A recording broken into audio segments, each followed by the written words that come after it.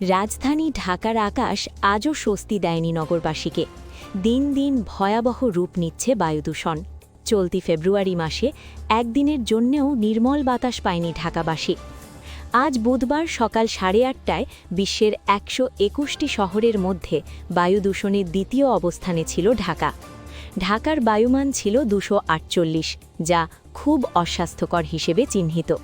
তবে ঢাকাকেও ছাড়িয়ে গেছে পাশের শিল্পনগরী গাজীপুর। সেখানে বায়ুমান রেকর্ড 429, যা কার্যত দুর্যোগপূর্ণ।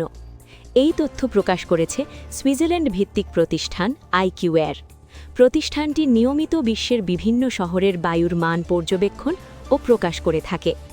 বিশেষজ্ঞদের মতে বায়ুমান 200 ছাড়ালে তা খুব অস্বাস্থ্যকর এবং 300 ছাড়ালে দুর্যোগপূর্ণ হিসেবে বিবেচিত হয়, যা শিশু, বয়স্ক ও রোগীদের জন্য মারাত্মক ঝুঁকিপূর্ণ।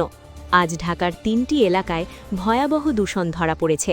নিকুঞ্জে বায়ুমান 413, দক্ষিণ পল্লবীতে 350 এবং সাগফতা এলাকায় 328। বায়ুদূষণ শুধু ঢাকাতেই সীমাবদ্ধ নয়।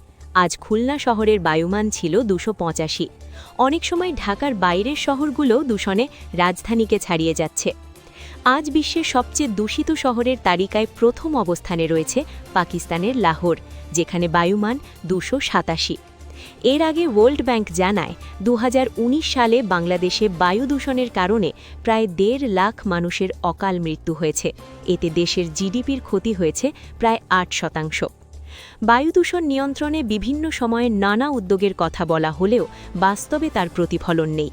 প্রশ্ন উঠছে, নতুন সরকার কি পারবে এই নীরব ঘাতক দূষণ থেকে নগরবাসীকে রক্ষা করতে? এখনই কার্যকর পদক্ষেপ না নিলে ঢাকার বাতাস আরও বিপজ্জনক হয়ে উঠবে, এমনটাই আশঙ্কা বিশেষজ্ঞদের। Subscribe now for daily news and updates.